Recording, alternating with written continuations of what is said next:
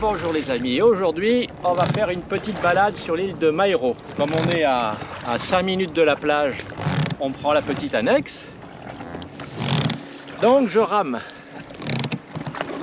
Il n'y a pas de vent, il n'y a quasiment pas de courant. Ça va aller assez vite. J'ai les bras de Béatrice qui me gênent un peu pour la manœuvre des rames, mais bon, hein, on ne peut pas tout avoir.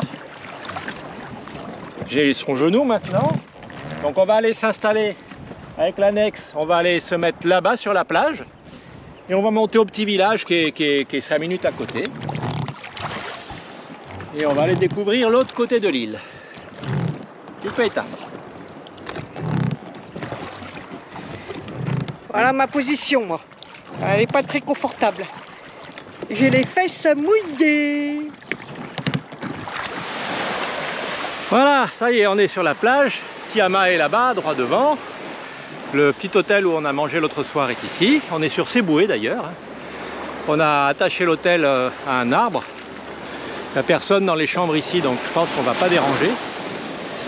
Et il doit y avoir un petit chemin derrière qui permet de remonter sur le village. Donc on va essayer de le trouver.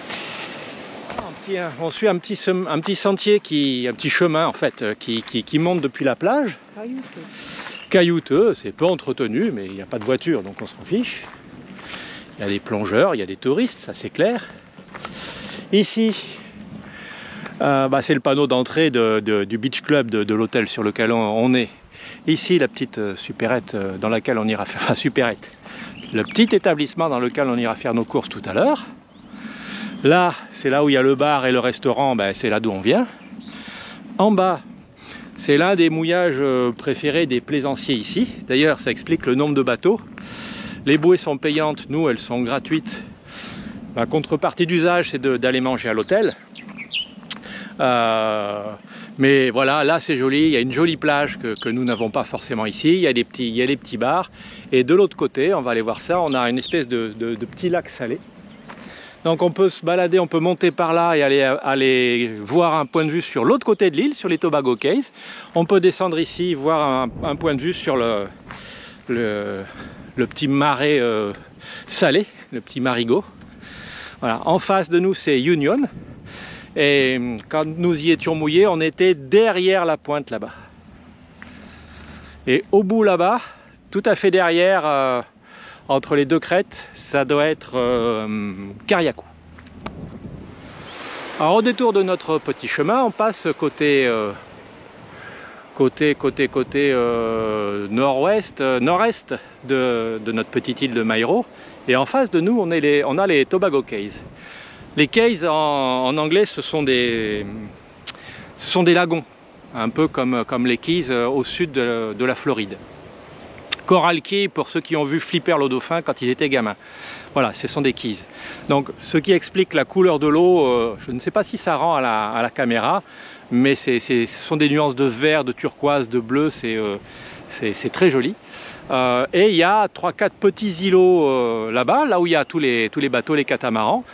Et donc c'est un parc, un parc protégé. On peut y mouiller pendant le temps qu'on veut, en fait, c'est payant, ça doit être quelque chose comme 60 ou 80 ici dollars la journée, donc une trentaine d'euros on va dire au maximum pour un bateau comme nous pour 2 personnes. Les mouillages sont encombrés. Là-bas, il y a un troupeau de catamarans. Là-bas, il y a quelques monocoques parce que c'est un peu différent, c'est peut-être un peu plus vanté. Et il doit y avoir un mouillage encore derrière. L'idée, c'est de trouver un endroit où on peut installer le bateau s'il y a de la place. Et puis après, avec l'annexe ou la nage, aller se balader derrière les îlots, sur le récif au fond, là-bas, presque sur l'horizon. C'est pas très très loin. Et puis aller se Palmasque Tuba et aller voir les poissons. Donc demain matin, pas trop tard, je pense, on va essayer de voir si on peut aller s'installer sur l'un des mouillages là-bas et rester 2, 3, peut-être 4 jours dans les cays pour profiter de l'endroit. Et ensuite on remontera plus au nord. Et si c'est encombré et qu'on ne trouve pas de place, eh ben on remontera à Canoane plus au nord. Voilà. Il y a pire comme endroit, hein. Je le dis souvent, mais c'est vraiment sympa. Voilà, on redescend de l'autre côté de Mairo. Un petit bar. Alors comme je le disais tout à l'heure, les seuls clients de ces établissements, c'est les gens qui sont au mouillage sur la baie de tout à l'heure. Hein. Voilà. Et ces gens-là, ils font petit bar, peut-être petit restaurant le soir. Ils proposent peut-être des balades au Tobago Cays avec un bateau ou des sorties à la journée. Il faut trouver la possibilité de faire marcher le commerce comme on peut ici. Mais voilà, c'est plus venteux forcément, hein. On est sur la côte au vent. Il y a des sargasses, donc ça donne pas envie de se baigner. Mais voilà. Hi. Ah, les sargasses, c'est ce qui détruit le commerce dans ces endroits finalement. Parce que ça, là, il y en a encore, il n'y en a pas beaucoup. Mais on n'a pas envie de se baigner, encore qu'on ne se baigne pas sur ces côtes-là. Hein. La mer est difficile, c'est des rochers. Mais après, ça se décompose, ça sent mauvais. Là, ici, il n'y en a pas beaucoup. Donc ça va. Mais bel endroit. Ah, le cocktail est presque fini. Ah, celui de Béatrice aussi.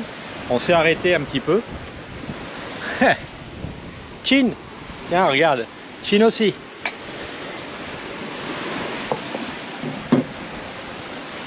C'est vraiment un endroit sympa. Je reprends. Là-bas, l'espèce de petit cône, c'est Petite Martinique, avec donc territoire de Grenade. Au premier plan, Petit Saint-Vincent. Là-bas, c'est Palm Island, c'est une île privée, c'est un hôtel privé. Là-bas, c'est le bout de Union. Là, c'est l'île où nous sommes, Mairo. Là-bas, les Tobago Cays. Peut-être qu'on va essayer d'y aller demain, sinon ça sera la semaine prochaine pour des raisons techniques qui ne dépendent pas de notre volonté. Et là, on est sur un endroit où il n'y a personne. C'est vraiment sympa, hein. Il y a de la place pour, je sais pas, 15, 20, 30, 40 clients. Ça fait restaurant également. Et il n'y a personne, c'est très bizarre.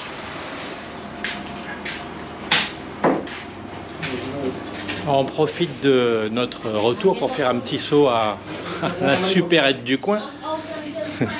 Donc tout ce qui est farine, graines, les pâtes, les sauces chili, un peu de beurre, on a trouvé du beurre, du pain, un peu de rhum, un peu de vin. On a pris une bouteille de rosé. Rare. Oh, my wife forgot the wine. Yeah. Ah, what a pity. Thank you. Et voilà. Et la bouteille de vin que nous avions oubliée. Et voilà. Voilà un petit point de commerce tout petit. Hein. La difficulté dans ces endroits, c'est qu'on peut payer que par espèce. Parce que soit les machines à carte bancaire sont cassées, et bizarrement elles sont toutes cassées, soit c'est 4% de taxes que prennent les banques sur les opérations carte bancaire. Donc c'est un peu dissuasif. Mais il faut faire tourner le commerce, donc c'est pas grave, on paye en espèces, on en a sorti pas mal, mais on en a bientôt plus. Et le problème, c'est que comme il faut tout payer en espèces et qu'on en a bientôt plus, bientôt on ne pourra plus payer, par exemple, les droits d'entrée dans les parcs. Ou les taxes de... Ah si, les taxes de sortie, quand on va faire la sortie, on va la faire à, je pense, à Saint-Vincent, au nord de Saint-Vincent. On sera dans une ville, dans la capitale, on pourra les tirer des sous. Mais prendre l'habitude de tout payer en espèces, c'est un coup à prendre. On l'a en grande partie pris, parce qu'on paye quasiment tout en espèces. Bon, mais on oublie parfois que le côté carte bancaire, la plupart du temps, ça ne marche pas. Ce dont on ne se rend pas trop compte quand on vient dans des pays comme ça, ce sont des pays assez pauvres en réalité. On le voit au mode de vie des gens, aux habitations, au peu de voitures qu'il y a, à la façon de vivre des gens. Ce n'est pas des miséreux, ce sont des pauvres, tout simplement. Il n'y a pas de richesse. Sur les petites îles comme ça, dans les archipels, tout est isolé, donc tout vient de la capitale, de Saint-Vincent, qui est à 2 heures ou 3 ou une demi-journée de bateau d'ici, de bateau à moteur. Hein. Tout est importé, donc tout est très cher. Et en fait, ici, dans ces petites îles, la vie est très très chère. Et les plaisanciers, beaucoup sont surpris du fait que quand on va dans un restaurant ou quand on achète un poisson à un pêcheur sur le port, il nous fait payer ça, le prix du pêcheur sur le port de Saint-Tropez. Mais il n'y a pas le choix. Tout est très cher. Le pêcheur, quand il nous vend son poisson et qu'après il va aller acheter de la farine, il va aller acheter à boire, des choses pour les enfants, Il va payer ça une fortune. Et donc, il vend son poisson très cher, même si en temps normal, c'est un poisson qui vaudrait 3 francs 6 sous sur un étal, peut-être à Grenade ou en Martinique ou un peu plus dans les îles du Nord. C'est très surprenant, il faut l'avoir intégré, ça prend du temps de comprendre ça. On s'est fait... Hier, il y a un gars qui est passé sur une barque à moteur, il nous a proposé du poisson. Donc c'est du poisson frais, c'est pêché du jour, donc c'était la bonne occasion. On lui a dit oui. Alors il nous a demandé quel poisson. Alors, on lui a dit red snapper. Le red snapper, c'est du vivano rouge. C'est très bon. Et il nous a proposé, bah écoutez, si ça vous intéresse, je vous le fais cuire, je vous le prépare, je vous fais les accompagnements, la salade qui va avec, pour 2 personnes, oui d'accord. Et c'est combien par personne? En gros, c'était 50 € par personne. Non, moins. 45 en fait. On a payé 240 ici dollars, les dollars caraïbes ici. Le change est à 2,70, donc c'est un peu moins de 100 €. Mais c'est une fortune au total. C'est une fortune pour. Alors c'était super copieux. Hein. On a encore à manger ce soir. Au niveau du riz, il y en avait plein. Il nous a amené 4 petits vivanos rouges qui étaient super bons, qui étaient bien cuisinés avec les herbes, avec les épices. C'était vraiment sympa. Mais c'était très très cher. La plupart des plaisanciers, si on leur propose ça, ils vont crier au vol, aux raquettes, au scandale, et ils vont quasiment insulter les habitants. Et il ne faut pas. C'est comme ça, il n'y a pas le choix. Donc, en profitant, eh ben, on passe des bons moments et on mange très bien, parce que c'était très bon. Et on fait vivre les locaux, ce qui est important. Et comme dit Béatrice, on fait vivre les locaux, ce qui est essentiel. Si on veut avoir plaisir à venir ici et à revenir dans les années qui viennent, il faut que les gens vivent, enfin, les gens doivent vivre décemment, c'est normal, c'est partout comme ça.